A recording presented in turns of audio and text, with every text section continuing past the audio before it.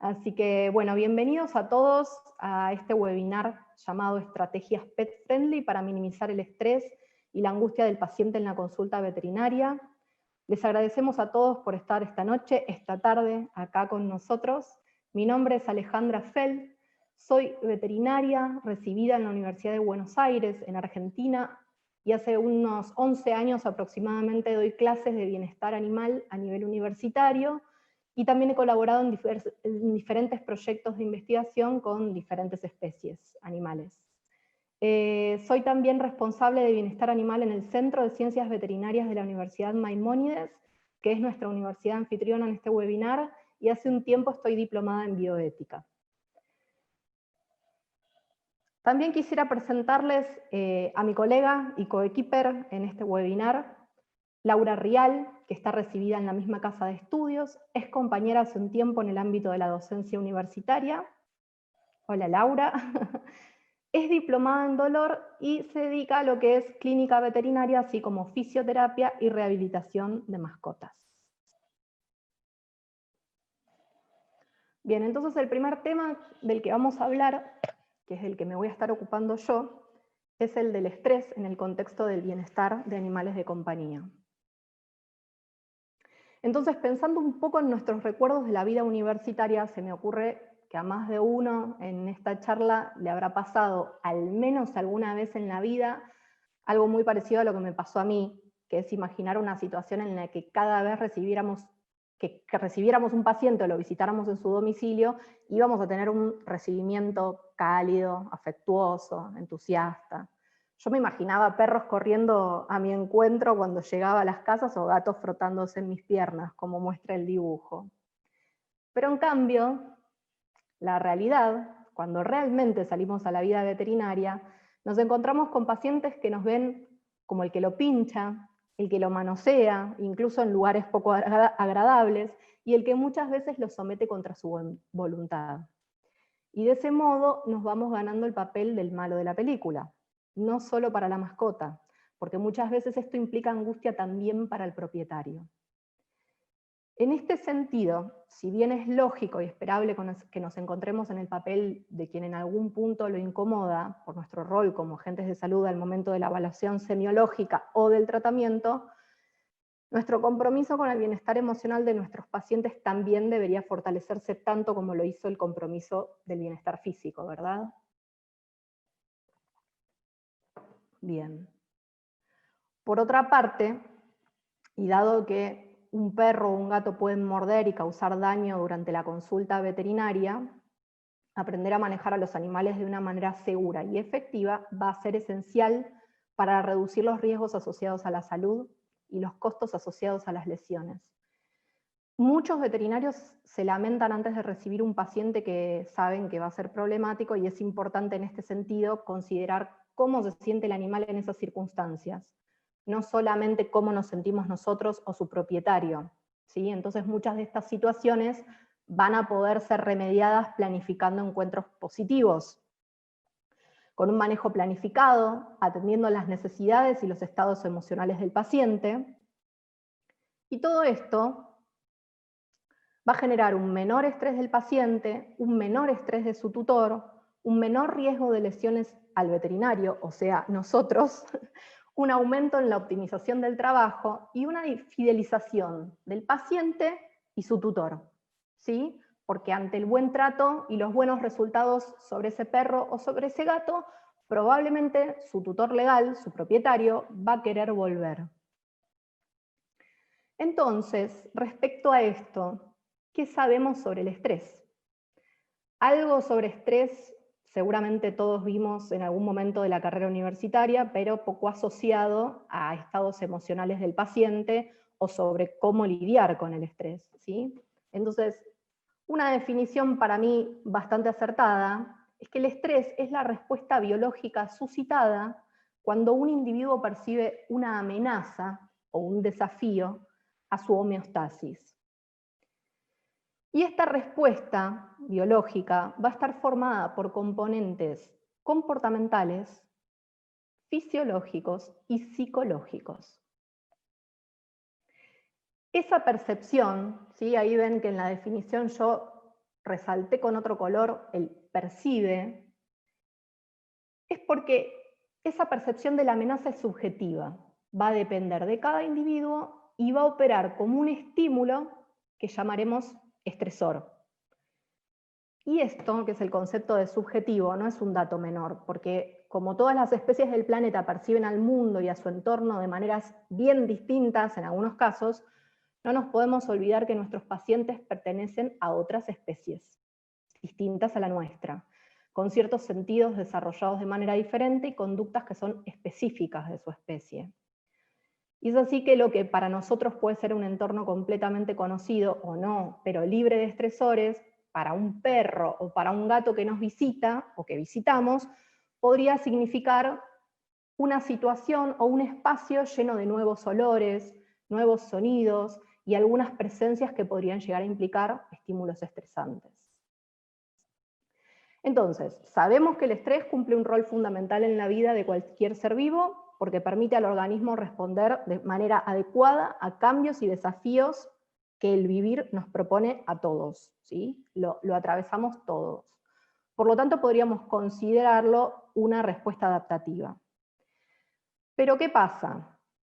Cuando los desafíos superan la capacidad conductual y fisiológica del organismo para adaptarse a esos cambios en el ambiente, nos vamos a encontrar frente a una situación de diestrés. Y de ese modo, el estrés se va a volver diestrés cuando provoque costos biológicos tan grandes que el animal deba distraer recursos de otras funciones biológicas para lidiar con el estresor. Entonces, nuestro paciente se va a ver superado en sus intentos de hacer frente a ello, lo que seguramente va a tener consecuencias deleterias para su bienestar. Las reservas biológicas que va a estar utilizando frente a esa situación van a incluir no solo las reservas físicas del animal, sino también aspectos que muchas veces son influenciados por su acompañante humano, como podría llegar a ser qué tan acompañado se siente, me sale en inglés, pero qué tan apoyado se siente y el nivel de percepción de control que ese animal va a tener sobre toda la situación que está ocurriendo. Entonces, de todos estos factores va a depender si un estresor determinado es dañino o no para un individuo determinado. Y volviendo un poquito a los elementos que componen la respuesta de estrés, estas respuestas que componen el estrés son de 4 tipos: comportamentales, autonómicas, neuroendocrinas e inmunes. La respuesta comportamental va a ser la primera respuesta y es la más económica en términos biológicos.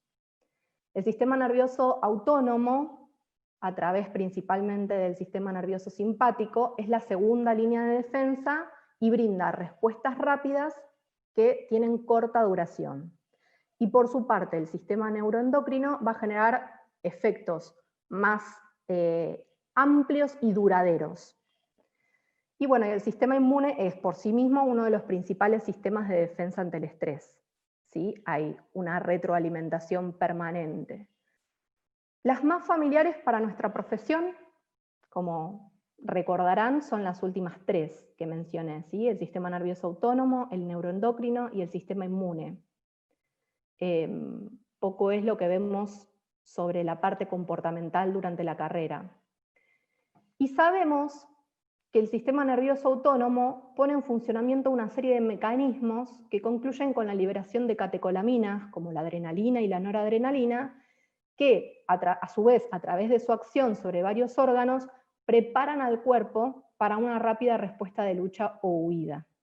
Por ejemplo, podría ser dilatando las pupilas, sobre el corazón generando mayor rendimiento cardíaco, sobre el sistema respiratorio, facilitando la entrada de aire al organismo, y mediante la vasoconstricción periférica y disminución de la producción de enzimas y fluidos digestivos, que va a permitir un mayor flujo de sangre a la musculatura.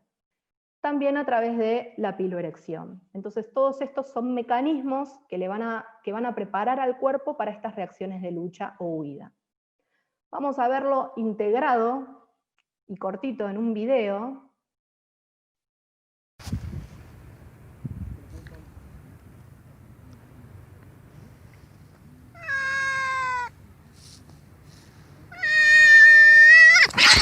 Oh.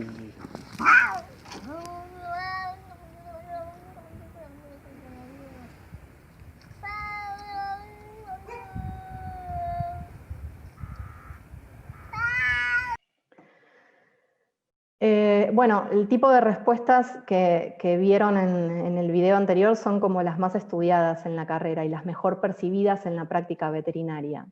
Pero hay algunas respuestas de estrés, y una de ellas, algunas respuestas de estrés distintas a estas que conocemos de lucha o huidas, y una de ellas casualmente son las de freezing o indefensión, ¿sí? Ese gatito o perrito, en este caso, que vemos inmóvil, sin aparente respuesta, ¿sí? Pero de este caso particular les va a hablar después Laura.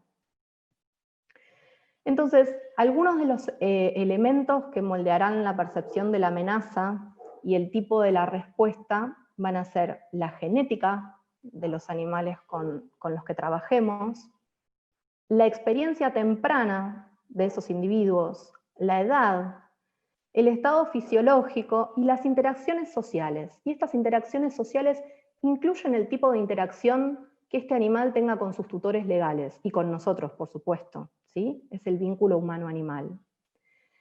Entonces, podemos suponer que no existe una respuesta de estrés que sea específica y que se pueda aplicar a todos los estresores, ¿sí?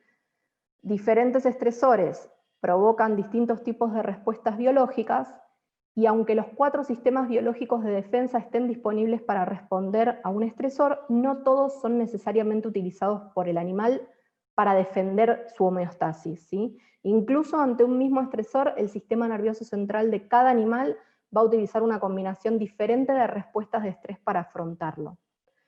Y también debemos considerar que un mismo animal expuesto al mismo estresor en momentos diferentes podría llegar a actuar de manera distinta, ¿sí? Entonces, conocer las conductas típicas y normales de la especie con la que trabajamos y comprender, ahora les voy a tener que volver a compartir YouTube. Bart. Hola, mi buen Otto. Mira al hermano peludo. Vete a casa, muchacho. Sí, en este aspecto, conocer las conductas típicas y normales de la especie con la que trabajamos y comprender las subjetividades de su mundo y cómo lo perciben, lo cual también es llamado Umwelt. Yo les compartí este video porque hace como una contraposición entre lo que uno imagina, lo que uno puede imaginar que percibe su perro o su gato y lo que realmente percibe, ¿sí? Digamos, este concepto de percepciones diferentes según especies e incluso individuos es llamada Umwelt también. Y también hay que tener nociones básicas en torno a los conceptos de estrés y diestrés. Todo esto va a poder ayudarnos a hacer frente de una forma más efectiva a estas situaciones. Y de esta manera también vamos a poder interpretar de una forma más certera las observaciones que hagamos sobre los animales. Algunas consideraciones para las prácticas pet friendly. Considerando el impacto variado de los estresores sobre cada individuo, algunos de los aspectos a considerar en este sentido, ¿sí? Algunos que vamos a tener que considerar son el tipo y número de estresores, ¿sí? La intensidad del estresor, la duración del estresor, la predictibilidad del estresor, porque si el animal no puede predecir la situación, no puede destinar recursos biológicos a hacer frente con esa situación, porque no tiene ni idea cuándo ni qué ocurrirá, ¿sí? Entonces el nivel de predictibilidad del estresor también influye sobre cómo manejar mejor o peor a nuestro paciente. El nivel de control del animal sobre su estresor y las consecuencias previas del potencial estresor. Animales que han sido previamente expuestos a situaciones o estímulos estresantes van a poder recordar lo que pasó luego de eso y responderán en función de esas experiencias previas. Van a existir distintas formas de abordar estos aspectos, pero la regla general, en todo caso, es asegurarse que dentro de nuestras posibilidades el animal sea expuesto a estresores dentro de sus capacidades para hacer frente a ellos.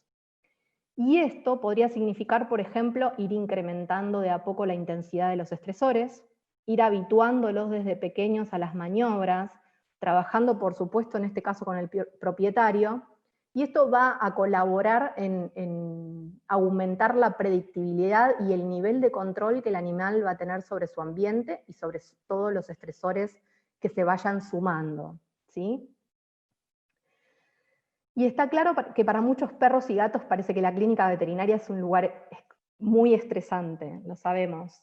De hecho, si consultamos con algunos propietarios de gatos, incluso nos van a decir que probablemente que a su gato suele no gustarle entrar a la transportadora en casa, ¿sí? Nos mira así como diciendo, yo ahí no entro, pero cuando abrimos la transportadora en el consultorio y queremos que salgan, pasa esto, no quieren salir ni locos. Entonces esto nos va a estar indicando que la caja transportadora pasa de ser un estímulo aversivo en la casa a uno que van a preferir en el contexto de la consulta. Lo cual nos va a dar la pauta de que el ambiente del consultorio, con todos los estímulos presentes, les va a resultar una alternativa peor a estar en la transportadora. Y bien, algunos signos comportamentales y somáticos de estrés que podemos observar en perros y gatos durante la consulta, ¿sí? Para aproximar un poco a estas situaciones, pueden ser los siguientes. No son todos, pero son algunos bastante importantes. En el caso de los perros, vamos a poder observar en algunas circunstancias micción, defecación, vocalizaciones, salivación, piloerección, temblores, jadeo, protrusión de la lengua, cuando los ven con la lengüita afuera jadeando, muchas veces es por ansiedad, por estrés. El lamido del bozal, relamen, relamen, relamen, una conducta repetida. Cambios frecuentes en las posturas también. Y en el caso de los gatos, también vamos a observar micción y defecación, vocalizaciones y bufidos, ¿sí? El típico, temblores, intentos de esconderse o entrar en la transportadora, los ojos bien abiertos y las pupilas bien dilatadas. También se puede observar polimnea, orejas hacia atrás contra la cabeza, bien pegadas contra la cabeza, y la cola bien cerca del cuerpo.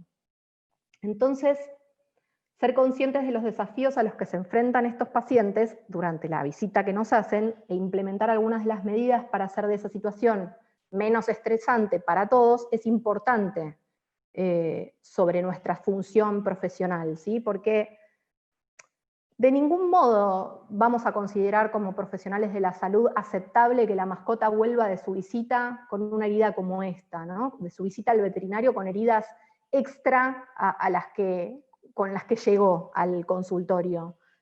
Porque, por ejemplo, tenemos las instalaciones defectuosas. Ponemos observamos bastante esos detalles. Del mismo modo que esto no es aceptable, también es inaceptable que un animal retorne a su hogar con un daño psicológico. Entonces, la percepción de los estresores y la respuesta a ellos sabemos que varía enormemente entre individuos. En muchos casos vamos a estar recibiendo animales que van a estar cursando procesos patofisiológicos, lo cual de por sí genera un gasto de recursos biológicos para el paciente, ¿sí? Estos pacientes que ya están destinando recursos biológicos a hacer frente a la enfermedad o a las heridas, no se encuentran en condiciones de destinar más recursos a situaciones que los estresen en el consultorio. Entonces, podríamos esperar que se vean superados por la situación e incluso se vea afectada su recuperación. Por ejemplo, en casos de animales con dolor, como podría ser este perro, que podría llegar a tener dolor en articulaciones, este dolor los podría inclinar por una respuesta de agresión frente a situaciones estresantes, ¿sí? Como un modo de evitar el contacto. Porque en este caso, como está dolorido y no se puede movilizar demasiado, huir, como sería la respuesta de lucha de huida, digamos, es una opción difícil, ¿sí? Entonces el estado de salud en el momento de la visita al veterinario va a influir y mucho sobre cómo percibe el estresor y cómo responde a él. Entonces, antes de manipular a nuestro paciente e incluso antes de que ingrese al consultorio, deberíamos realizar varias evaluaciones, aparte de considerar el concepto de estrés y la subjetividad del estresor para cada especie e individuo. Una de las evaluaciones que deberíamos hacer es la evaluación ambiental, es decir, el lugar al que va a ingresar el animal es adecuado. Ya va a profundizar un poquito Laura en la próxima charla sobre esto. La evaluación del paciente, ¿sí? Cómo llega el paciente, cómo está, en qué situación patofisiológica incluso está, cómo se vincula ese paciente con su tutor legal, y también una autoevaluación, una evaluación propia, ¿sí? De en qué estado estamos para recibir ese paciente y cómo nos manejamos, qué nivel de expertise manejamos no solo en el aspecto físico, sino en el conocer desde distintos aspectos al paciente. Entonces, con toda esta información vamos a poder generar un plan de manejo que sea adecuado, como les comentaba al principio, y proceder de una manera que sea segura y efectiva para todos. Bueno, muchas gracias. Les dejo acá mi mail por cualquier consulta que quieran hacer y los voy a dejar ahora en manos de Laura.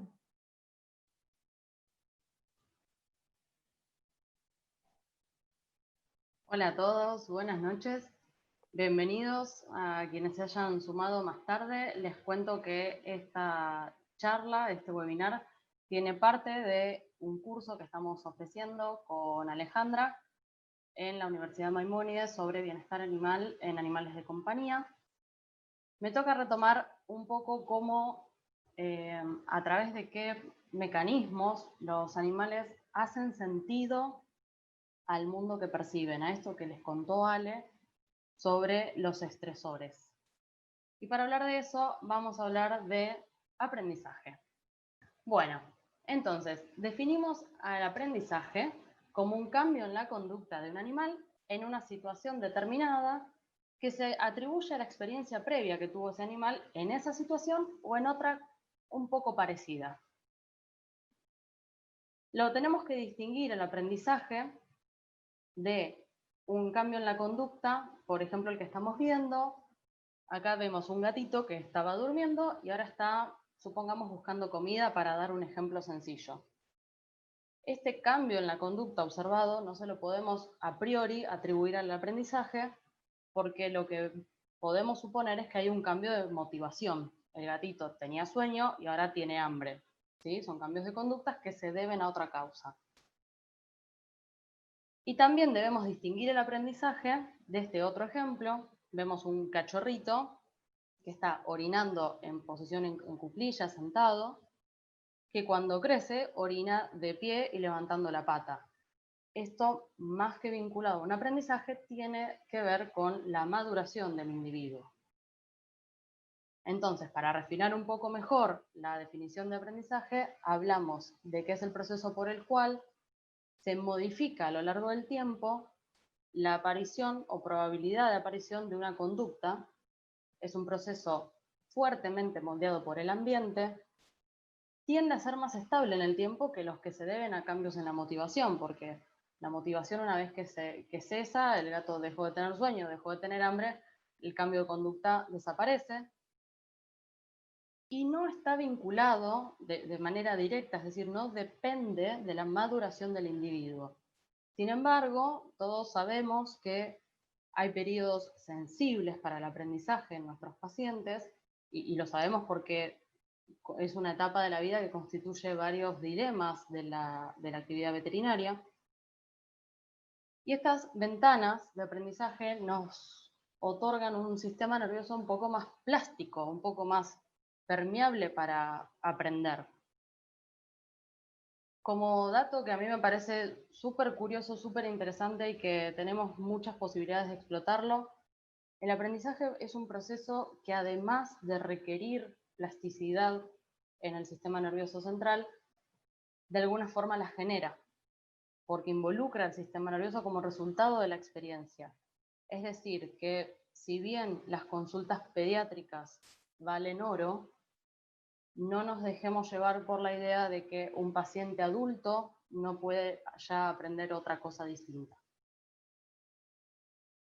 Bien, la etología clásica nos regala alguna forma de clasificar a los distintos tipos de aprendizaje. Vamos a abordar todos o la gran mayoría en el curso, para la charla de hoy nos vamos a centrar en los primeros, porque tienen que ver directamente con lo que estuvieron viendo con Ale de estrés y con cómo interpretan el entorno a nuestros pacientes. Jugando un poco también con la idea de expectativas versus realidad, solemos tener la expectativa, tanto nosotros como los propietarios, de que desde el primer momento un animal que es expuesto a una consulta veterinaria, ya sea en la clínica o en domicilio, va a saber interpretar, por obra y gracia de la fortuna, que la vida le va a requerir varios encuentros con el veterinario. Esto va a ser frecuente, esto va a ser habitual. Y por lo tanto, nuestro razonamiento es que el paciente justamente se va a habituar a las maniobras por el mero transcurso del tiempo. Apelamos a la habituación porque es un mecanismo de aprendizaje presente en nuestros pacientes, que se define como la disminución o la ausencia de respuesta comportamental luego de la exposición repetida a un estímulo. Esto tiene un fuertísimo valor evolutivo para la supervivencia porque permite no realizar conductas innecesariamente por estímulos que son irrelevantes. Ahora, lo acaban de ver con Ale. ¿A qué vamos a llamar irrelevante? ¿A lo que nosotros consideramos que es irrelevante o a lo que nuestros pacientes puedan interpretar de eso? Entonces, esta expectativa es muy bonita, es muy lógica, pero no funciona porque va a estar atravesada por un filtro perceptivo de nuestros pacientes, constituido por distintas cuestiones, su sesgo cognitivo, cómo estén sus emociones en el momento, cómo detectan estímulos ambientales, que han aprendido de experiencias previas. Recuerden, y lo vamos a volver a repetir, que el aprendizaje es constante. Los animales están aprendiendo todo el tiempo de su entorno, les estemos enseñando o no. A partir de ese filtro van a determinar si la maniobra que queremos hacer sobre ellos es una amenaza a su homeostasis o no. Entonces, es muy raro que la habituación ocurra por sí misma si no nos hacemos cargo y tomamos la iniciativa de realmente activamente habituar al paciente. Y aún si ocurriera es un proceso muy lento que implica varios riesgos. Algunos fue mencionando Ale recién con la respuesta a estrés, por supuesto el daño físico a las personas, a nosotros y al propietario, el daño físico al paciente, demoras o errores, omisiones en el diagnóstico por maniobras que ni siquiera podemos realizar, y las dos que tienen que ver directamente con las emociones del paciente son la sensibilización y la indefensión aprendida. La sensibilización es lo que más habitualmente ocurre si dejamos que la buena suerte comande la supuesta habituación o acostumbramiento del paciente. ¿En qué consiste? Es un aprendizaje también, es un mecanismo de aprendizaje, en el cual van apareciendo respuestas comportamentales nuevas hacia un estímulo que antes tenía una valencia neutral. Algo que no era una amenaza, empieza a serlo. Esto, si la habituación tenía un gran valor evolutivo, la sensibilización ni hablar, porque el animal puede detectar cualquier regularidad en su ambiente y comportarse acorde. Y miren si no tendrán regularidad estadística en los ambientes que les proporcionamos nosotros. Una consulta con un veterinario en consultorio o en domicilio implica un montón de situaciones, una sumatoria de estímulos potencialmente estresantes que anticipan absolutamente la llegada del veterinario. El animalito entonces sensa esa regularidad estadística y no está muy contento de vernos, ¿no es cierto? Aunque estén en la casa, aunque estén en el lugar conocido, como es el caso de estos dos perritos, uno nos salta a la yugular y el otro huye despavorido y quiere atravesar la puerta, poco más. Estas son las famosas reacciones de lucha o huida y las vemos con mucha frecuencia. Pero hay una tercera opción de la respuesta de estrés, de esta sensibilización de este estímulo que previamente era neutro, pero ahora tiene una valencia negativa muy intensa, que es la de congelarse. Y esto es una traducción del inglés, en realidad indefensión aprendida. Si se fijan, la primera parte de la definición es idéntica a la de habituación. Es una disminución o ausencia de respuesta comportamental luego de que al animal se lo expuso repetidamente al mismo estímulo aversivo. La diferencia con la habituación es que en el caso de la habituación el estímulo había dejado de ser relevante con el correr del tiempo y con las exposiciones. En este caso el estímulo nunca perdió relevancia y simplemente el animal aprendió que nada puede hacer para evitar la situación. Entonces simplemente se queda quieto esperando que pase. Estos pacientes lucen así. A diferencia de la respuesta de lucha o huida, son pacientes que vamos a poder revisar. Muchas de las maniobras semiológicas básicas las vamos a poder hacer.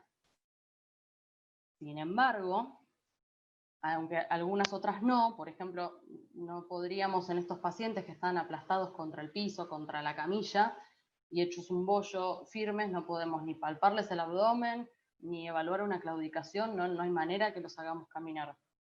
Pero aún si pudiéramos, la invitación es a observar estas posturas corporales y detener lo que estemos haciendo.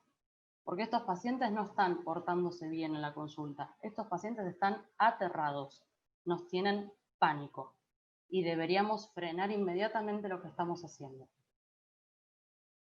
Y aún si no nos importara la salud emocional de nuestros pacientes, ustedes bien pueden ver que en los dos casos, pues quiero que se graben a fuego estas imágenes, la midriasis. Ale les mostró recién que parte de la respuesta al estrés implica un montón de mecanismos autonómicos que, independientemente de la conducta que elija el animal, si quedarse congelado, salir corriendo o atacarnos, se van a desencadenar, ¿sí? Yo no creo que tenga demasiado valor clínico evaluar frecuencia cardíaca en estos pacientes porque no va a estar normal, pero no por una patología, sino por el estado de pánico interno. Así que no tiene ningún valor y ningún sentido insistir con esta revisación en estos términos. Otra expectativa frecuente es esta que consiste en confundir la duración del estímulo desagradable con la intensidad y con su valencia sobre todo.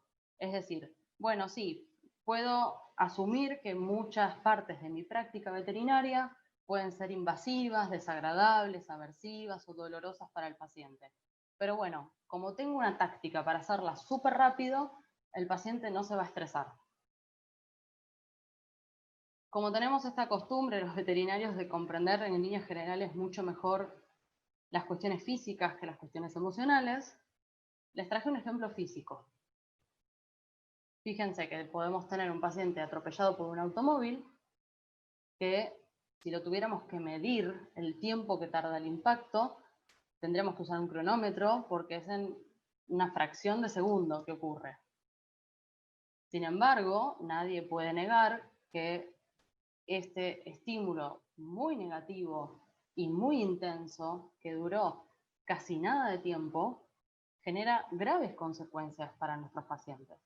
En el caso de esta gatita, un neumotórax que puede traer consecuencias en el corto y a lo sumo mediano plazo, y una fractura de cadera con una pelvis, de pelvis, no de cadera, totalmente desplazada, que aun si no hubiera dañado en el mismo impacto la vejiga, le va a traer consecuencias en largo plazo al paciente. Entonces, no creamos ni por un momento que algo de corta duración es menos traumático. Para ir cerrando, retomamos la idea con la que nació este webinar, que es pet friendly. No porque nos encanten los términos en inglés, sino porque queremos reivindicar a todos nuestros pacientes independientemente de la especie a la que pertenezcan. Yo celebro muchísimo que existan asociaciones de medicina felina que están especializadas y que han puesto en la agenda del veterinario adaptar la práctica al paciente y no esperar que el paciente se adapte a la práctica. Fueron los primeros que dijeron tenemos que hacer las cosas de manera distinta. Sin embargo, no me gustaría que quede en el camino la práctica agradable para los perros. Y esto lo aclaro porque creo que entre las diferencias que hay entre las dos especies y sobre todo el tiempo en miles de años de diferencia que hay entre la domesticación de ambas especies, el gato como paciente ha sido el que nos dijo no, no, no. Las cosas se van a hacer a mi manera o no se van a hacer. Por suerte, algunos hemos sabido escuchar, pero no nos dejemos en el camino a los perros, porque muy pocas cosas de la práctica veterinaria habitual realmente consideran la percepción de los perros y los mecanismos de aprendizaje de los perros. Entonces, como primer punto, cada vez que vamos a encarar una consulta, independientemente de dónde ocurra esa consulta, tenemos que estar familiarizados con la historia evolutiva y los mecanismos perceptuales de nuestros pacientes. Ya sea que hagamos exclusivamente medicina felina, medicina canina, una práctica mixta, que tengamos una especialidad. Esto no importa el contexto, si sos veterinario trabajando con una especie animal, tenés que conocer su historia. ¿Por qué? Porque nos va a permitir minimizar los estresores ambientales y proponer, en cambio, situaciones agradables. Por ejemplo, podríamos evitar el contacto directo de los pacientes con algo frío y rígido como la camilla, poniendo simplemente una manta, que incluso podemos educar al propietario para que la traiga de su casa, con lo cual va a tener un olor conocido. Podemos promover alguna conducta de juego, de caza, de exploración. Podemos asegurarnos que el paciente no tenga que coexistir ni siquiera temporalmente con otro en la sala de espera, como es el caso de la gatita de arriba a la izquierda. Y sobre todo voy a retomar algo que les comentó Ale, que es revisar nuestra postura corporal, nuestro volumen de voz, la velocidad con la que nos movemos en el consultorio y cómo le transmitimos al tutor, al tenedor, al propietario del animal, qué actitud tomar en general con la consulta. Recuerden que los propietarios también son animales, también tienen aprendizajes previos, también tienen preconceptos, también tienen expectativas, también pueden tener miedo de ir al médico ellos mismos o una mala experiencia previa en otro consultorio con este paciente o con uno anterior. Entonces está bueno que podamos charlar de persona a persona cómo van a ser las fases de una consulta. Segundo punto importante, conocer el repertorio conductual de la especie con la que estemos trabajando. ¿Para qué? Para detectar las señales de alarma. Animales que ustedes ven en los recuadros verdes, animales que están expectantes, explorando, en el caso de los gatitos, la perrita que ven en su domicilio en una colchoneta roja, no parece por la foto, pero estaba olfateando a la distancia un premio. Ahí nos vamos acercando y vamos desarrollando la consulta. Ahora, conductas que les estuvo mencionando Ale. Fíjense los perritos en recuadro amarillo, uno se está relamiendo, otro está con un comportamiento que es medio difícil de detectar, que es el bostezo, que a veces responde a cierta ansiedad, a una conducta de desplazamiento. El gatito de la izquierda en el recuadro amarillo, yo no sé ustedes, pero iría despacio con este gatito. Está muy alerta de lo que estamos haciendo, de lo que sea que esté pasando del otro lado de la cámara. Tiene las orejitas un poco separadas entre sí, una posición corporal desde la cual enseguida puede tomar otra decisión conductual. Y definitivamente de los que están en recuadro rojo debemos detener lo que estemos haciendo. Se dejen revisar o no. Tercer punto súper importante. Dijimos que nuestros pacientes van a estar aprendiendo, les enseñemos o no. Entonces, la propuesta de este webinar es, ¿qué pasa si les enseñamos? ¿Qué pasa si tomamos la posta y lo hacemos de manera activa? Acá aparece, por supuesto, nuestro amigo Pavlov. Les dejé habituación ahí medio fantasmagórica porque insisto que es una técnica que hay que hacer muy a conciencia y que a veces se nos pasa el periodo en donde podríamos hacerla con mayor éxito. Entonces, si nos vamos a estar encontrando en consulta con animales sensibilizados a alguna maniobra o condicionados, o sea que ya hicieron una asociación entre un evento y otro, lo que nos va a convenir es establecer algún plan de desensibilización y contracondicionamiento. Para verlo, espero que es fácil, vamos a ver un gráfico muy sencillo. En el eje vertical tenemos la valencia de la experiencia, ¿sí? De la situación. A un evento muy positivo, un evento neutro, un evento negativo. Y en el eje horizontal, el paso del tiempo. Dijimos que aún si aceptábamos que nuestras maniobras fueran negativas, a medida que pasara el tiempo el animal se iba a acostumbrar. Pero también dijimos que eso no siempre ocurre y que a veces lo podemos confundir con indefensión aprendida, con lo cual ahí está tristeza para recordarnos que este probablemente no sea una buena estrategia. Lo más probable es que un estímulo previamente neutro ahora sea muy negativo y suscite respuestas de huida o lucha.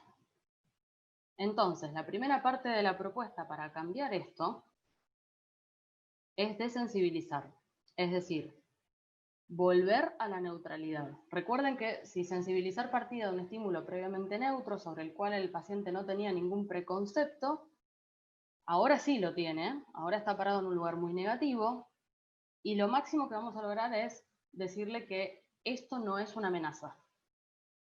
Ahora, esto no es una amenaza, no es el mismo mensaje que esto es placentero. Entonces, lo que nos está faltando es acceder a algún mecanismo de aprendizaje que nos lleve a proveerle al paciente experiencias positivas. Y esto lo vamos a lograr combinando la desensibilización con el contracondicionamiento. ¿Qué tipo de maniobras podemos enseñar con estas técnicas? Un montón. Acá les puse algunas solo para cubrir gran parte de lo que hacemos en una revisación básica. Maniobras semiológicas de inspección, de auscultación, bueno, revisar oídos, revisar boca, medir la temperatura, palpar el abdomen, cortar las uñas, usar el bozal en el caso de los perros, ser transportados en bolso, generalmente esto reservado en el caso de gatos, inyecciones, ya sea aplicaciones o extracciones de sangre, y hay un montón más. Pero creo que con estas, si podemos lograr muchas o algunas al menos de estas, ya tenemos mucho cubierto, mucho terreno cubierto. No solo por el valor que tenga en la consulta, sino porque si se fijan, hacer esto junto al propietario nos va a permitir, por ejemplo, instaurar tratamientos más exitosos. De nada vale decirle a un dueño de una mascota que le tiene que cepillar los dientes al perro para prevenir la enfermedad periodontal y que no sea capaz ni de mirarlo a los ojos al perro sin que el perro le gruña. Entonces, a veces esto nos va a salvar hasta los tratamientos. Yo tengo un video cortito de una de las referentes de manejo de bajo estrés. Porfa, si no se ve, me avisa, sale por audio.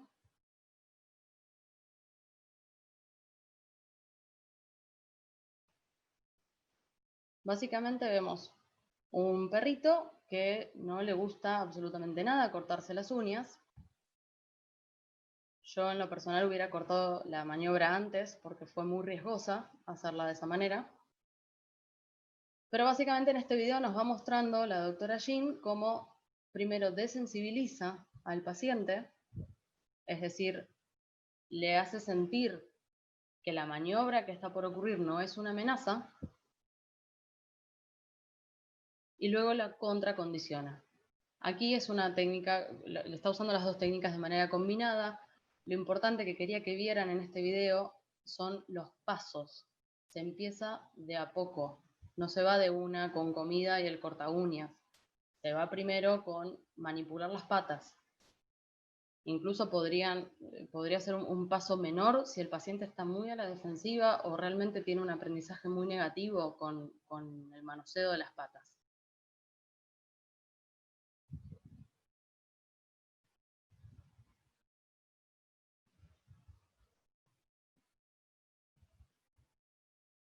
Bien, puntos clave de todo este lío. Sin lugar a dudas, trabajar en equipo, veterinarios y propietarios, tenedores responsables, tutores, guardianes legales, como sea que se llame a la figura del humano que trae al paciente. En segundo lugar, recordar que no hay recetas, hay planificación. Se establecen los objetivos y se avanza o se retrocede en etapas según la respuesta del paciente. Recuerden que acciones que nos parecen breves o insignificantes pueden tener consecuencias emocionales a mediano y largo plazo y que es inadmisible que las generemos nosotros, porque nosotros somos agentes de salud. Cómo manejemos nuestra parte en el vínculo con nuestros pacientes va a limitar no solo las habilidades diagnósticas, sino también la adherencia al tratamiento del propietario, de maniobras que el propietario puede hacer en la casa, me refiero, e incluso la fidelización de ese propietario como cliente. Así que manos a la obra y a trabajar por nuestros pacientes. Gracias por su atención. Bien, bueno, hacen unos cuantos comentarios. ¿Estás ahí, Lau, todavía? Sí. Estoy aquí. No te silencies. Bueno. Y Mónica pregunta si ante la indefensión detenemos la revisación y qué deberíamos hacer. No sé, la pregunta la hizo hace rato, no sé si algo de todo lo que mostró Laura después respondió a tu pregunta, Mónica. Bueno, en el caso de que no, podemos hacer lo siguiente. Se recomienda que si lo que tenemos que hacer en la revisación puede programarse en una próxima consulta, se reprograme.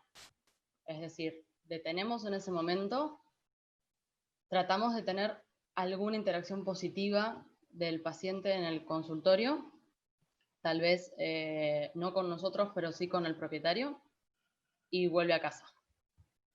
Y eso es todo. Y lo retomamos en la próxima consulta, y en la próxima consulta se va quizás de a poco, usando ya directamente técnicas de desensibilización.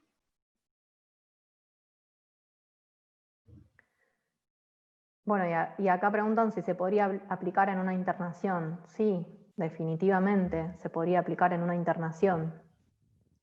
Sí, en este caso, lo que seguro se puede aplicar en una internación es el recorrido por la internación para detectar potenciales estresores.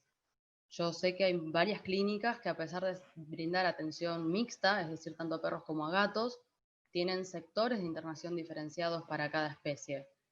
Eso solo parece súper simple, pero es un montón. Es un montón. Así que sí, hay muchas cosas, sobre todo lo que tiene que ver con minimizar estresores, que se pueden aplicar en una internación. Ya lo que son maniobras, tal vez por eso está tan bueno aprovechar el momento de la consulta pediátrica y trabajar de manera conjunta con ciertas técnicas de condicionamiento que pueda hacer el propietario en la casa. Sé que suena un poco utópico pedirle a un dueño de una mascota que entrene a su perro para tolerar inyecciones, pero quizás a lo largo de su vida lo necesite varias veces, así que me parece que vale la pena intentarlo. Sí, y a veces me parece que es un poco como pensar que por qué le voy a ofrecer tal o cual tratamiento si no lo va a poder pagar o no lo va a querer pagar. no subestimar la voluntad del propietario y al menos proponerlo y ver qué pasa. Absolutamente. Sí, sí, y aparte, bueno, después a lo largo de la vida del animal, aunque no se enfrente a una internación, tal vez se enfrente a una enfermedad crónica que le implica aplicaciones diarias. Se me ocurre un paciente diabético, se me ocurre un paciente asmático que hay que habituar al PAF. Me parece que se pueden presentar muchas situaciones de salud física, en principio, que van a requerir un paciente que tolere la maniobra en su casa. Acá leí una pregunta, Ale, que dice, un comentario de tener presente la contención química. Sí, sin dudas, Sí. Flavio. No, es Vanina es. Vanina Galazo. Vanina.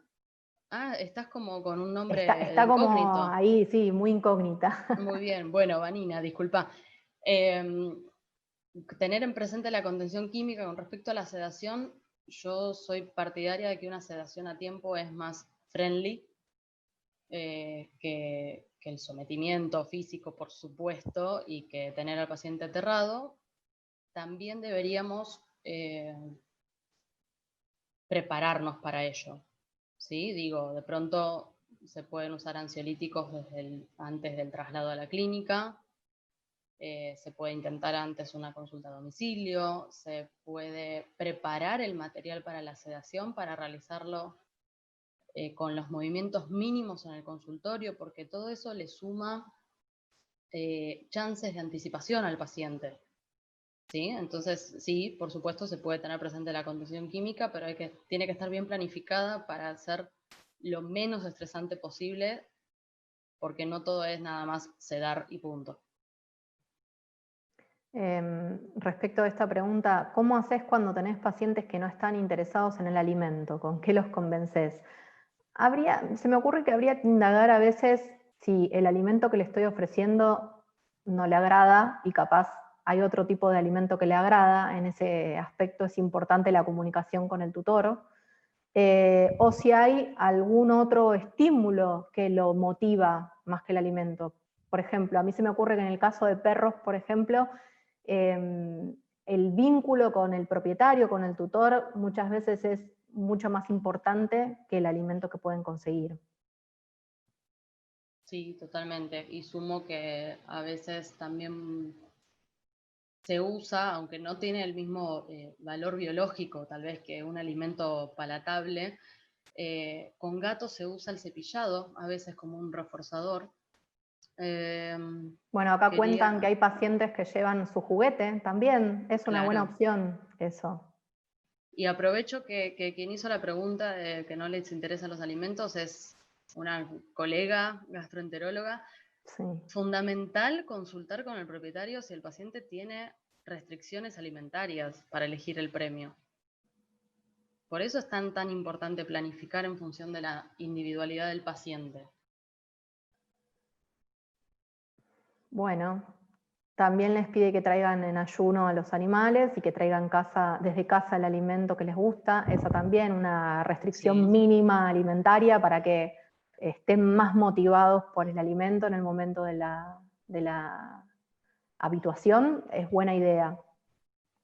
Y acá preguntan si feromonas o levopromacina en gatos. ¿Qué es? ¿O una u otra o las dos? No sé, pero estoy tentada de contestar. Las dos. Claro, sí, feromonas las dos sí a la se final. usan. Bien, sí, feromonas se pueden utilizar. Tenemos que saber seleccionar cuáles.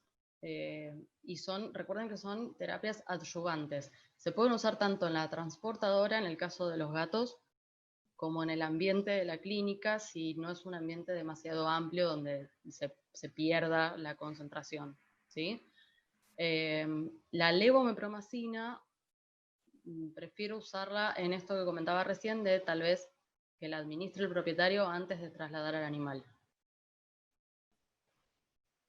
Bueno. ¿Alguna otra pregunta?